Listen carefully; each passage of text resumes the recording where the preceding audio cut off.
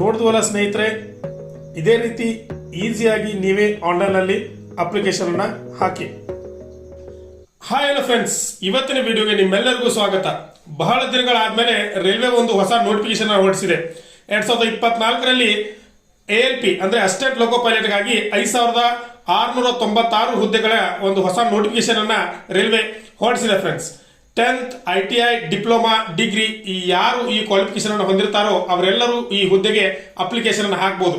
ಇದರ last date ಏನು, ಇದಕ್ಕೆ ಯಾವ ರೀತಿ ಅಪ್ಲಿಕೇಶನ್ ಅನ್ನು ಹಾಕಬೇಕು, ಏನು ಕ್ವಾಲಿಫಿಕೇಶನ್ ಇದೆ, ಮತ್ತೆ ಇದಕ್ಕೆ ಯಾವ ತರ ಎಕ್ಸಾಮ್ ಪ್ರಿಪೇರ್ ಆಗಬೇಕು, ಮತ್ತೆ ಎಕ್ಸಾಮ್ ಅನ್ನ ಯಾವ ತರ ನಡೆಸ್ತಾರೆ, ಮತ್ತೆ ಇದಕ್ಕೆ ಮೆಡಿಕಲ್ ಏನು ಎಕ್ಸಾಮ್ ಇರಬೇಕು, ಈ ಎಲ್ಲದನ್ನ ಈ ವಿಡಿಯೋದಲ್ಲಿ ನೋಡೋಣ.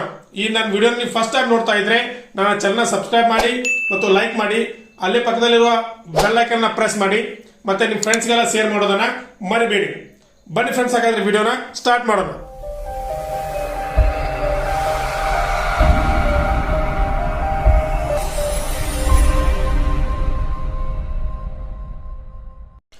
ವಿಡಿಯೋದ ಪ್ರಾರಂಭದಲ್ಲೇ ನಿಮ್ಗೊಂದು ಮಾಹಿತಿ ಕೊಡೋಕೆ ಇಷ್ಟಪಡ್ತೀನಿ. ಇದು ಯಾವುದೇ ರೀತಿಯ ಫೇಕ್ ನೋಟಿಫಿಕೇಶನ್ ಆಗಿರುವುದಿಲ್ಲ. ಯಾಕಂದ್ರೆ ಇತ್ತೀಚಿನ ಜನಗಳಲ್ಲಿ ನೀವು ನೋಡ್ತಾ ಇರ್ತೀರಿ, ಯೂಟ್ಯೂಬ್ ಚಾನಲ್ಗಳಲ್ಲಿ, ಇನ್ಸ್ಟಾಗ್ರಾಮ್ಗಳಲ್ಲಿ, ಫೇಸ್ಬುಕ್ಗಳಲ್ಲಿ ಕೊಡ್ತಾನೆ ಇರ್ತಾರೆ.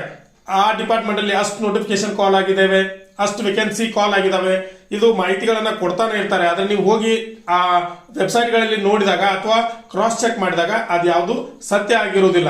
ಆದ್ರೆ ನಮ್ಮ ಚಾನಲ್ ಅಲ್ಲಿ ನಾವ್ ಏನ್ ಮಾಡ್ತೀವಿ ಅಂತಂದ್ರೆ, ಯಾವುದು ಡಿಪಾರ್ಟ್ಮೆಂಟ್ ಅಲ್ಲಿ ಕಾಲ್ ಆಗಿರ್ತಾವೋ, ಯಾವುದು ನಿಜವಾಗ್ಲೂ ನೋಟಿಫಿಕೇಶನ್ ಕಾಲ್ ಆಗಿರ್ತಾವೋ ಅದನ್ನ ನಾವು ಫಸ್ಟ್ ಚೆಕ್ ಮಾಡಿ ಆಮೇಲೆ ಅದ್ರ ಬಗ್ಗೆ ವಿಡಿಯೋ ಮಾಡ್ತಾ ಇರ್ತೀವಿ, ಮತ್ತೆ ಅದ್ರ ಬಗ್ಗೆ ಪೋಸ್ಟ್ ಅನ್ನ ಕೊಡ್ತಾ ಇರ್ತೀವಿ. ಮತ್ತೆ ಯಾವ ರೀತಿ ಎಕ್ಸಾಮ್ ಅನ್ನ ಪ್ರಿಪೇರ್ ಆಗ್ಬೇಕು, ಮತ್ತೆ ಎಲ್ಲಿ ಅಪ್ಲಿಕೇಶನ್ ಹಾಕ್ಬೇಕು, ಈ ಎಲ್ಲದರ ಬಗ್ಗೆ ನಾವು ಸಂಪೂರ್ಣವಾದಂತ ಮಾಹಿತಿಯನ್ನ ಕೊಡ್ತಿರ್ತೀವಿ. ಅದಕ್ಕೆ ನೀವು ಚಾನಲ್ ನ ಸಬ್ಸ್ಕ್ರೈಬ್ ಮಾಡ್ಕೊಂಡ್ರೆ ನಿಮಗೆ ಮುಂದೆ ಬರುವಂತ ಎಲ್ಲ ನೋಟಿಫಿಕೇಶನ್ ಬಗ್ಗೆ ಅಥವಾ ಎಲ್ಲ ಉಪಯುಕ್ತ ಮಾಹಿತಿಗಳ ಬಗ್ಗೆ ನಾವು ವಿಡಿಯೋ ಮಾಡಿ ನಿಮಗೆ ಮಾಹಿತಿಯನ್ನ ತಲುಪಿಸ್ತಾ ಇರ್ತೀವಿ. ಹಾಗಾದ್ರೆ ಈ ವಿಡಿಯೋಗೆ ಬರೋದಾದ್ರೆ ಫ್ರೆಂಡ್ಸ್, ಈ ವಿಡಿಯೋ ಸ್ಟಾರ್ಟ್ ಮಾಡೋದಕ್ಕಿಂತ ಮುಂಚೆ ನೀವು ನನ್ನ ಚಾನಲ್ ನ ಸಬ್ಸ್ಕ್ರೈಬ್ ಮಾಡಿಲ್ಲ ಅಂತಂದ್ರೆ ಇನ್ನೊಂದ್ಸಲ ಹೇಳ್ತೀನಿ, ಸಬ್ಸ್ಕ್ರೈಬ್ ಮಾಡ್ಕೊಳ್ಳಿ. ಯಾಕಂದ್ರೆ ತುಂಬಾ ಉಪಯುಕ್ತವಾದ ಮಾಹಿತಿ. ಯಾಕಂದ್ರೆ ಇತ್ತೀಚಿನ ದಿನಗಳಲ್ಲಿ ಕಾಲ್ಫಾರ್ಮ್ ಆಗೋದೇ ತುಂಬಾ ಕಡಿಮೆ ಆಗಿದೆ. ಅದರಲ್ಲೂ ರೈಲ್ವೆ ಒಂದು ಸೆಂಟ್ರಲ್ ಗವರ್ಮೆಂಟ್ ನೌಕರಿ ಆಗಿರೋದ್ರಿಂದ ಒಳ್ಳೆ ಸ್ಯಾಲರಿ ಇದಕ್ಕೆ ಸಿಗೋದ್ರಿಂದ ನೀವು ಎಲ್ಲರೂ ಕಾಲ್ಫಾರ್ಮ್ಗಾಗಿ ಕಾಯ್ತಾ ಇರ್ತೀರಿ. ಅದೇ ರೀತಿ ಈಗ ಬಹಳ ದಿನಗಳ ಮೇಲೆ ಏನ್ ಕಾಲ್ ಆಗಿದಾವೆ, ಅದಕ್ಕೆ ಒಳ್ಳೆ ರೀತಿಯಿಂದ ಸ್ಟಡಿ ಮಾಡಿ, ಮತ್ತೆ ಎಲ್ಲರೂ ಒಳ್ಳೆ ರೀತಿಯಿಂದ ಎಕ್ಸಾಮ್ ಬರೀರಿ. ಯಾರಿಗೆ ಏನು ಗುಡ್ ಲಕ್ ಇರುತ್ತದೋ ಅವರು ಎಕ್ಸಾಮ್ ಅನ್ನ ಪಾಸ್ ಮಾಡ್ತಾರೆ. ಅದ್ರ ಸ್ಟಡಿ ಅಂತ ಎಲ್ಲರೂ ಮಾಡಲೇಬೇಕು. ಹಾಗಾದ್ರೆ ಬನ್ನಿ ವಿಡಿಯೋಗೆ ಬರೋಣ. ಈ ಮೊದಲಿಗೆ ಈ ಅಪ್ಲಿಕೇಶನ್ ಸ್ಟಾರ್ಟ್ ಯಾವಾಗಿಂದ ಅಂತಂದ್ರೆ 20/1/2024 ಅಪ್ಲಿಕೇಶನ್ ಸ್ಟಾರ್ಟ್ ಆಗ್ತವೆ. ಅದೇ ರೀತಿ ಲಾಸ್ಟ್ ಡೇಟ್ ಯಾವಾಗ ಕೊಟ್ಟಿದ್ದಾರೆ ಅಂತಂದ್ರೆ 19/2/2024 ಇದರ ಏನಾಗಿರ್ತದೆ ಲಾಸ್ಟ್ ಡೇಟ್ ಆಗಿರ್ತದೆ. ಅದೇ ರೀತಿ ಫ್ರೆಂಡ್ಸ್, ಇಲ್ಲಿ ನೋಡಿ, ಇದು ಲೆವೆಲ್ 2 ಪೋಸ್ಟ್ ಆಗಿರೋದ್ರಿಂದ ಇದರ ಗ್ರೇಡ್ ಪೇ ಏನಾಗಿರ್ತದೆ 19,900 ಇದರ ಗ್ರೇಡ್ ಪೇ ಆಗಿರ್ತದೆ. ಮತ್ತೆ ಇದಕ್ಕೆ ಮೆಡಿಕಲ್ ಸ್ಟ್ಯಾಂಡರ್ಡ್ ಏನಿರ್ಬೇಕಂದ್ರೆ A1 ಇರಬೇಕು. ರೈಲ್ವೆದಲ್ಲಿ A1, A2, A3 ಅಂತ ಮೆಡಿಕಲ್ ಸ್ಟ್ಯಾಂಡರ್ಡ್ ಇರ್ತದೆ. ಅದರಲ್ಲಿ ಇದಕ್ಕೆ A1 ಮೆಡಿಕಲ್ ಸ್ಟ್ಯಾಂಡರ್ಡ್ ಇರಬೇಕು. ಈ ಹುದ್ದೆಗಳಿಗೆ ಏಜ್ ಲಿಮಿಟ್ ಏನಿದೆ ಅಂತಂದ್ರೆ 18ರಿಂದ 30 ವರ್ಷಗಳ ಒಳಗೆ ಇರುವ ಎಲ್ಲರೂ ಸಹ ಈ ಹುದ್ದೆಗಳಿಗೆ ಅಪ್ಲಿಕೇಶನ್ ಅನ್ನ ಹಾಕಬಹುದು. ಇಲ್ಲಿ ಇನ್ನೊಂದು ನೋಡ್ಬೇಕಾದ ವಿಷಯ ಏನಂತಂದ್ರೆ, ಇಲ್ಲಿ ಒಟ್ಟು ಕಾಲ್ಫಾರ್ಮ್ ಆಗಿರುವಂತಹ ಹುದ್ದೆಗಳು ಎಷ್ಟಂತಂದ್ರೆ 5696 ಹುದ್ದೆಗಳು ಕಾಲ್ಫಾರ್ಮ್ ಆಗಿರ್ತವೆ. ಆದರೆ ರೈಲ್ವೆ ತನ್ನ ನೋಟಿಫಿಕೇಶನ್ಗಳಲ್ಲಿ ಇನ್ನೊಂದು ಮಾಹಿತಿಯನ್ನು ಕೊಡ್ತದೆ. ಯಾವುದೇ ಸಂದರ್ಭದಲ್ಲಾದ್ರೂ ಹುದ್ದೆಗಳನ್ನ ಏರಿಸಬಹುದು ಮತ್ತು ಯಾವುದೇ ಸಂದರ್ಭದಲ್ಲಾದ್ರೂ ಹುದ್ದೆಗಳನ್ನ ಇಳಿಸಬಹುದು ಅಂತಕ್ಕಂಥ ಮಾಹಿತಿಯನ್ನು ಸಹ ರೈಲ್ವೆ ತನ್ನ ನೋಟಿಫಿಕೇಶನ್ ಅಲ್ಲಿ ಕೊಡ್ತದೆ. ನಿಮ್ಗೆ ಇನ್ನೊಂದು ಮಾಹಿತಿ ಕೊಡೋಕೆ ಇಷ್ಟಪಡ್ತೀನಿ.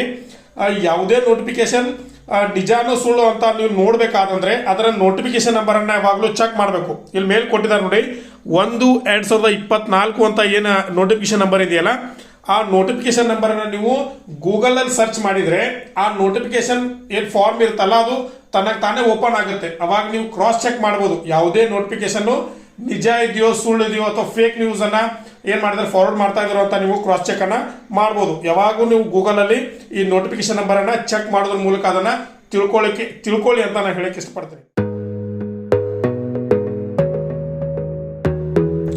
ನೀವು ಅಪ್ಲಿಕೇಶನ್ ಹಾಕೋದಕ್ಕಿಂತ ಮುಂಚೆ ತಿಳ್ಕೊಳ್ಬೇಕಾದ ಇನ್ನೊಂದು ಮಾಹಿತಿ ಏನಂತಂದ್ರೆ, ನೀವು ಅಪ್ಲಿಕೇಶನ್ ಅನ್ನ ಯಾವ ಜೋನಿಗೆ ಹಾಕಬೇಕು. ಯಾಕಂದ್ರೆ ಇಲ್ಲಿ ಬೇರೆ ಬೇರೆ ಜೋನ್ಗಳಲ್ಲಿ ವೇಕೆನ್ಸಿಗಳನ್ನ ಏನ್ ಮಾಡಿದ್ದಾರೆ, ಡಿಸ್ಟ್ರಿಬ್ಯೂಷನ್ ಮಾಡಿದ್ದಾರೆ. ಅಹಮದಾಬಾದ್ ಜೋನ್ ಇದೆ, ಅಜ್ಮೀರ್ ಜೋನ್ ಇದೆ, ಬೆಂಗಳೂರು ಜೋನ್ ಇದೆ, ಭೂಪಾಲ್ ಜೋನ್ ಇದೆ, ಭುವನೇಶ್ವರ್ ಜೋನ್ ಇದೆ, ಬಿಲಾಸ್ಪುರ್ ಝೋನ್ ಇದೆ, ಚಂಡೀಗಢ ಇದೆ, ಚೆನ್ನೈ ಇದೆ, ಗೋರಖ್ಪುರ್ ಇದೆ.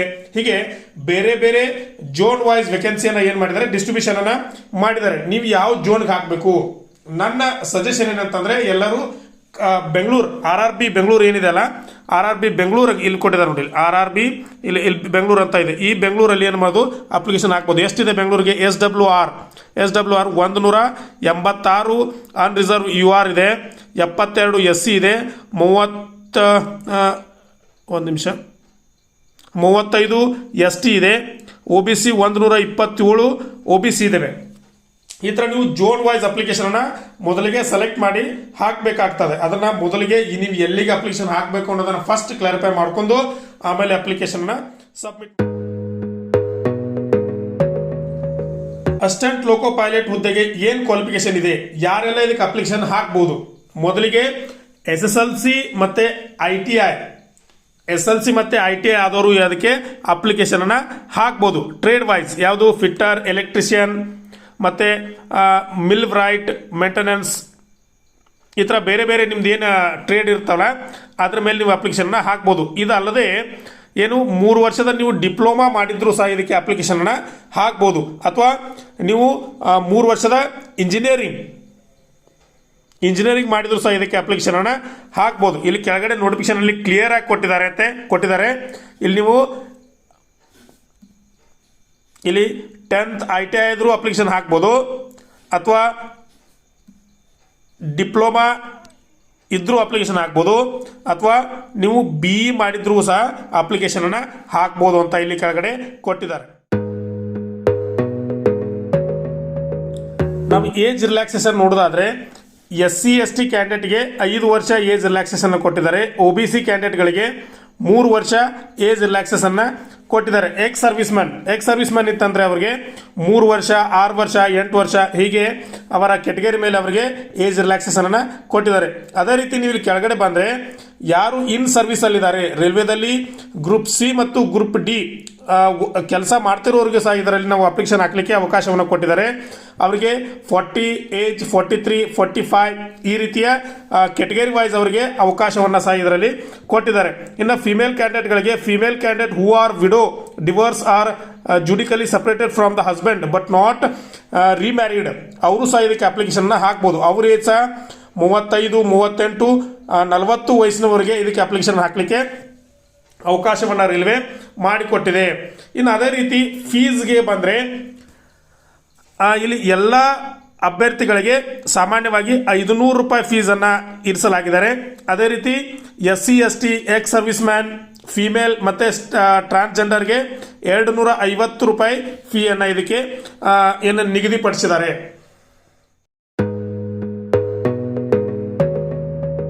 ನಾವು ಎಕ್ಸಾಮ್ಗೆ ಪ್ರಿಪೇರ್ ಆಗೋದಕ್ಕಿಂತ ಮುಂಚೆ ಇದರ ರಿಕ್ರೂಟ್ಮೆಂಟ್ ಪ್ರೊಸೆಸ್ ಹೇಗಿದೆ ಅಂತ ತಿಳ್ಕೊಳ್ಳೋದು ಮುಖ್ಯವಾಗ್ತದೆ.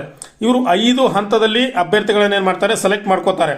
CBT 1, CBT 2, CBT 3 ಮತ್ತೆ ಡಾಕ್ಯುಮೆಂಟ್ ವೆರಿಫಿಕೇಶನ್, ಆಮೇಲೆ ಮೆಡಿಕಲ್ ಎಕ್ಸಾಮಿನೇಷನ್ ಅಂತ 5 ಹಂತದಲ್ಲಿ ಅಭ್ಯರ್ಥಿಗಳನ್ನು ಇವರು ಏನು ಮಾಡ್ತಾರೆ, ಸೆಲೆಕ್ಟ್ ಮಾಡ್ಕೋತಾರೆ.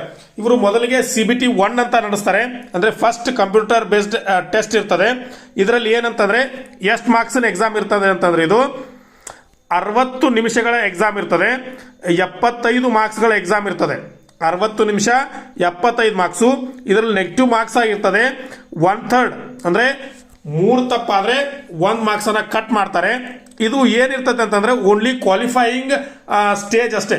ಈ ಎಕ್ಸಾಮ್ದಲ್ಲಿ ಯಾರು 40% ಅಂದ್ರೆ ಅನ್ರಿಸರ್ವ್ಡ್, UR ಅಲ್ಲಿ 40% ತಗೋಬೇಕು, OBC ಅಲ್ಲಿ 30% ತಗೋಬೇಕು, SC ಅವರು 30 ತಗೋಬೇಕು, ST ಅವರು 25% ಅನ್ನ ತಗೊಂಡ್ರೆ ಮುಂದಿನ ಹಂತಕ್ಕೆ ಅಂದ್ರೆ CBT 2ಗೆ ಕ್ವಾಲಿಫೈ ಆಗ್ತಾರೆ.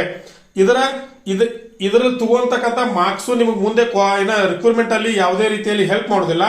ಇದ್ರ ತಗೊಂಡಿರ್ತಕ್ಕಂಥ ಮಾರ್ಕ್ಸ್ ಎದಕ್ಕೆ ಉಪಯೋಗ ಆಗ್ತಾವ ಅಂತಂದ್ರೆ ಓನ್ಲಿ ಸ್ಟೇಜ್ 1 ಅನ್ನ ಕ್ವಾಲಿಫೈ ಮಾಡಿ ಸ್ಟೇಜ್ 2 ಅಂದ್ರೆ CBT 2ಗೆ ಎಂಟರ್ ಆಗ್ಲಿಕ್ಕೆ ಮಾತ್ರ ಇದು ಹೆಲ್ಪ್ ಮಾಡ್ತದೆ. ಇದು ನೀವು ಇಲ್ಲಿ ಯಾವ ರೀತಿಯ ಕ್ವಶನ್ಗಳು ಬೀಳ್ತಾವೆ ಇದರಲ್ಲಿ ಅಂತ ನೋಡ್ತಾ ಬಂದ್ರೆ mathematics, numerical system, BODMAS, LCM, HCM, percentage. ನೀವು ಸಾಮಾನ್ಯವಾಗಿ ಏನು ಜನರಲ್ ಮ್ಯಾಥಮೆಟಿಕ್ಸ್ ಅಲ್ಲಿ ನೋಡ್ತಿರಲ್ಲ ಅದನ್ನೆಲ್ಲ ಚೆನ್ನಾಗಿ ಸ್ಟಡಿ ಮಾಡಿ. ಮೆಂಟಲ್ ಬಿಲಿಟಿನೂ ಸಹ ನಂಬರ್ ಸೀರೀಸು, ಕೋಡಿಂಗ್, ಡಿಕೋಡಿಂಗು, ರಿಲೇಷನ್ನು, ಆಮೇಲೆ ಜಬ್ಲಿಂಗು, ಆಮೇಲೆ ಡಯಾಗ್ರಾಮು, ಅದೇ ಥರ ಏನು ಮಾತು ಕೊಟ್ಟಿದ್ದಾರೆ ನೋಡಿ, ಕ್ಲಾಸಿಫಿಕೇಶನ್ ಆಫ್ ಡಿರೆಕ್ಷನ್ಸು, ಸಿಸ್ಟಮ್ ಆಫ್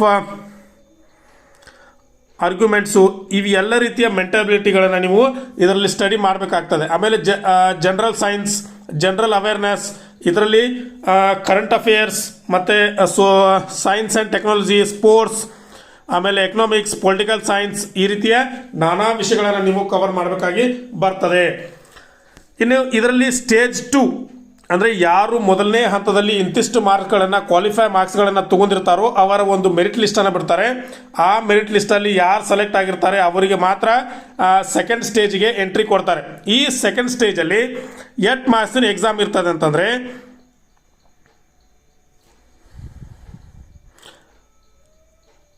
90 ನಿಮಿಷದ 100 ಕ್ವಶನ್ಗಳು ಇದರಲ್ಲಿ ಇರ್ತವೆ. 90 ನಿಮಿಷ 100 ಕ್ವಶನ್ ಇರ್ತವೆ. ಇದರಲ್ಲಿ ಪಾರ್ಟ್ ಎ, ಪಾರ್ಟ್ ಬಿ ಅಂತ 2 ಹಂತವನ್ನು ಮಾಡಿ ಎಕ್ಸಾಮನ್ನು ನಡೆಸ್ತಾರೆ. ಇದರಲ್ಲಿ ನೀವು ಸೆಲೆಕ್ಟ್ ಆದರೆ ಮುಂದಿನ ಸೈಕೋ ಎಕ್ಸಾಮ್ಗೆ ಮುಂದೆ ಸ್ಟೇಜ್ 3 ಸೈಕೋ ಎಕ್ಸಾಮ್ ಅಂತ ಬರ್ತದೆ. ಅದ್ರಾಗೆ ನೀವು ಸೆಲೆಕ್ಟ್ ಆಗ್ತೀರಾ. ಅದರಲ್ಲಿ ನೀವು ಸೆಲೆಕ್ಟ್ ಆದರೆ ಮುಂದೆ ಏನಿರ್ತದೆ, ಡಾಕ್ಯುಮೆಂಟ್ ವೆರಿಫಿಕೇಶನ್ ಇರ್ತದೆ. ಡಾಕ್ಯುಮೆಂಟ್ ವೆರಿಫಿಕೇಶನ್ ಅಲ್ಲಿ ಪಾಸ್ ಆದರೆ ಮೆಡಿಕಲ್ ಎಕ್ಸಾಮಿನೇಷನ್ ಇರ್ತದೆ. ಮೆಡಿಕಲ್ ಎಕ್ಸಾಮಿನೇಷನ್ ಅಲ್ಲಿ ಸ್ಟ್ಯಾಂಡರ್ಡ್ ಎ, ಯಾರಿಗೆ ಸ್ಟ್ಯಾಂಡರ್ಡ್ ಎ ಇರ್ತದೋ ಅವರು ಮಾತ್ರ ಸೆಲೆಕ್ಟ್ ಆಗಲಿಕ್ಕೆ ಸಾಧ್ಯ ಆಗ್ತದೆ. ಈ ರೀತಿ ರೈಲ್ವೆ ತನ್ನ ರಿಕ್ರೂಟ್ಮೆಂಟ್ ಅನ್ನ ಏನ್ ಮಾಡ್ತದೆ, ಮುಂದುವರ್ಸ್ಕೊಂಡು ಹೋಗ್ತದೆ. ಇಲ್ಲಿ ನೀವು ಸ್ಟೇಜ್ 2 ಅಲ್ಲಿ ಸಹ ಮ್ಯಾಥಮೆಟಿಕ್ಸ್ ಅನ್ನ ಸ್ಟಡಿ ಮಾಡಬೇಕಾಗ್ತದೆ. General intelligence, reasoning, basic science and engineering, syllabus for part B. ನಿಮ್ಮ ಈ ಪಾರ್ಟ್ ಬಿ ಅಲ್ಲಿ ಏನ್ ಮಾಡ್ತಾರೆ ಅಂತಂದ್ರೆ, ನೀವು ಯಾವುದ್ರ ಟ್ರೇಡ್ ಮೇಲೆ ಮಾಡಿರ್ತಾರಲ್ಲ ನಿಮ್ಮ ಡಿಗ್ರಿಗಳನ್ನ, ಇಂಜಿನಿಯರಿಂಗ್ ಆಗಿರ್ಬೋದು ಅಥವಾ ITI ಟ್ರೇಡ್, ಅದ್ರ ಬೇಸ್ ಮೇಲೆ ಕ್ವಶನ್ ಬಂದಿರ್ತವೆ. ಅದನ್ನ ನೀವು ಸ್ಟಡಿ ಮಾಡಿ ಪಾರ್ಟ್ ಬಿ ಅಲ್ಲಿ ಬರಿಬೇಕು. ಈ ಸ್ಟೇಜ್ 2 ಅಲ್ಲಿ ಪಾರ್ಟ್ 1, ಪಾರ್ಟ್ 2 ಎರಡು ಇರ್ತಾವಲ್ಲ. ಪಾರ್ಟ್ 1 ಅಲ್ಲಿ ಜನರಲ್ ಸೈನ್ಸ್, ಮ್ಯಾಥಮೆಟಿಕ್ಸ್ ಹೀಗೆ ಇದ್ರೆ, ಪಾರ್ಟ್ ಬಿ ಅಲ್ಲಿ ನಿಮ್ಮ ಏನು ಕಲ್ತಿರ್ತಾರಲ್ಲ ನಿಮ್ಮ ಕಾಲೇಜಲ್ಲಿ, ನಿಮ್ಮ ಟ್ರೇಡ್ಗಳಲ್ಲಿ ಅಥವಾ ನಿಮ್ಮ ಇಂಜಿನಿಯರಿಂಗ್ಗಳಲ್ಲಿ ಏನು ಸಬ್ಜೆಕ್ಟ್ ತೊಗೊಂಡಿರ್ತಾರಲ್ಲ ಅದ್ರ ಬೇಸ್ ಮೇಲೆ ಕ್ವಶನ್ ಇರ್ತವೆ. ಅದ್ರ ಮೇಲೆ ನೀವು ಮಾರ್ಕ್ಸ್ ತಗೊಂಡು ಸ್ಟಡಿ ಮಾಡಿ ಎಕ್ಸಾಮ್ ಅನ್ನ ಪಾಸ್ ಮಾಡಿದ್ರೆ ಮುಂದೆ ಡಾಕ್ಯುಮೆಂಟ್ ವೆರಿಫಿಕೇಶನ್ ಇರ್ತದೆ. ಆಮೇಲೆ ಮೆಡಿಕಲ್ ಎಕ್ಸಾಮಿನೇಷನ್ ಇರ್ತದೆ. ಈ ರೀತಿ ರೈಲ್ವೆ ತನ್ನ ಪ್ರೊಸೆಸ್ ಅನ್ನ ಮುಂದುವರಿಸ್ತದೆ. ನಿಮ್ಮ ಮೊಬೈಲ್ನ ಗೂಗಲ್ ಸರ್ಚ್ ಬಾರ್ನಲ್ಲಿ RRB ಬೆಂಗಳೂರು ಅಂತ ಸರ್ಚ್ ಮಾಡಿ. ಇಲ್ಲಿ ಈ ಥರ ಓಪನ್ ಆಗುತ್ತೆ, ಮೇಲ್ಗಡೆ ಬರುತ್ತೆ RRB ಬೆಂಗಳೂರು ಅಂತ. ಅದ್ರ ಮೇಲೆ ಕ್ಲಿಕ್ ಮಾಡಿ. ಕ್ಲಿಕ್ ಮಾಡಿದ ತಕ್ಷಣ ಈ ಥರ ಓಪನ್ ಆಗುತ್ತೆ. ಓಪನ್ ಮಾಡಿದ ತಕ್ಷಣ ಇಲ್ಲಿ ಮೇಲ್ಗಡೆ ಕೊಟ್ಟಿದ್ದಾರೆ ನೋಡಿ, ನೀವು ಇಲ್ಲಿಂದ ನೋಟಿಫಿಕೇಶನನ್ನು ಡೌನ್ಲೋಡ್ ಮಾಡ್ಕೋಬೋದು. ಇಂಗ್ಲೀಷಲ್ಲೂ ಇದೆ, ಹಿಂದಿಯಲ್ಲೂ ಇದೆ. ನೀವು ಅದನ್ನು ನೋಟಿಫಿಕೇಶನ್ ಡೌನ್ಲೋಡ್ ಮಾಡ್ಕೊಂಡು ನಾನು ಯಾವ ಥರ ವಿಡಿಯೋನ ತೋರಿಸಿದ್ರಲ್ಲ ಅವೆಲ್ಲವೂ ಅದರಲ್ಲೇ ಇರುತ್ತೆ. ನಾನು ಇಲ್ಲಿಂದ ಡೌನ್ಲೋಡ್ ಮಾಡ್ಕೊಂಡಿದ್ದೀನಿ. ಅದರಲ್ಲಿ ಪ್ರತಿಯೊಂದು ಹಂತವನ್ನು ನೋಡ್ಕೊಳ್ಳಿ. ಎಕ್ಸಾಮ್ ಸ್ಟೆಪ್ ಬೈ ಸ್ಟೆಪ್ ಅದನ್ನೆಲ್ಲ ನೋಡ್ಕೊಂಡು ನೀವು ಇಲ್ಲಿಂದಾನೇ ಸಹ ಅಪ್ಲಿಕೇಶನನ್ನು ಹಾಕ್ಬೋದು. ನಿಮ್ಮ ಲ್ಯಾಪ್ಟಾಪಲ್ಲಾದರೂ ಹಾಕ್ಬೋದು ಅಥವಾ ನಿಮ್ಮ ಮೊಬೈಲ್ನಲ್ಲಾದರೂ ಇಲ್ಲಿಂದನೇ ಅಪ್ಲಿಕೇಶನ್ ಹಾಕ್ಬೋದು. ಇಲ್ಲಿ ಕೊಟ್ಟಿದ್ದಾರೆ ನೋಡಿ, click to submit online application ಅಂತ ಇದೆಯಲ್ಲ, ಇದ್ರ ಮೇಲೆ ನೀವು ಕ್ಲಿಕ್ ಮಾಡಿದ್ರೆ ಈ ಥರ ಪೇಜ್ ಓಪನ್ ಆಗುತ್ತೆ. ನೀವು ಇಲ್ಲಿಂದಾನೆ ಅಪ್ಲಿಕೇಶನನ್ನು ಈಸಿಯಾಗಿ ಹಾಕ್ಬೋದು. ಆನ್ಲೈನಲ್ಲಿ ಯಾವ ರೀತಿಯಾಗಿ ಈಸಿಯಾಗಿ ಅಪ್ಲಿಕೇಶನ್ ಹಾಕಬೇಕಂತ ನಿಮ್ಗೆ ತಿಳಿಬೇಕಾದ್ರೆ ನನ್ನ ಕಮೆಂಟ್ ಬಾಕ್ಸಲ್ಲಿ ಕಮೆಂಟ್ ಮಾಡಿ. ಮುಂದಿನ ವಿಡಿಯೋದಲ್ಲಿ ಸಂಪೂರ್ಣವಾಗಿ ಆನ್ಲೈನಲ್ಲಿ ಅಥವಾ ನಿಮ್ಮ ಮೊಬೈಲ್ನಲ್ಲೇ ಅಥವಾ ನಿಮ್ಮ ಲ್ಯಾಪ್ಟಾಪ್ನಲ್ಲೇ ಯಾವ ರೀತಿ ಈಸಿಯಾಗಿ ಅಪ್ಲಿಕೇಶನ್ ಹಾಕಬೇಕಂತ ಹೇಳ್ಕೊಡ್ತೀನಿ. ಇದಾಗಿತ್ತು ಫ್ರೆಂಡ್ಸ್ ಇವತ್ತಿನ ವಿಡಿಯೋ. ನನ್ನ ಚಾನಲ್ನ ನೀವು ಫಸ್ಟ್ ಟೈಮ್ ನೋಡ್ತಾ ಇದ್ರೆ ಸಬ್ಸ್ಕ್ರೈಬ್ ಮಾಡಿ, ಲೈಕ್ ಮಾಡಿ, ಶೇರ್ ಮಾಡಿ. ಹಾಗೆ ಯಾರು ನಿಮ್ಮ ಫ್ರೆಂಡ್ಸ್ ಇನ್ನೂ ಅಪ್ಲಿಕೇಶನ್ ಹಾಕಿಲ್ವೋ ಅವ್ರಿಗೆಲ್ಲ ಸೆಂಡ್ ಮಾಡಿ. ಮುಂದಿನ ವಿಡಿಯೋದಲ್ಲಿ ಭೇಟಿ ಆಗೋಣ ಫ್ರೆಂಡ್ಸ್. ನಮಸ್ಕಾರ.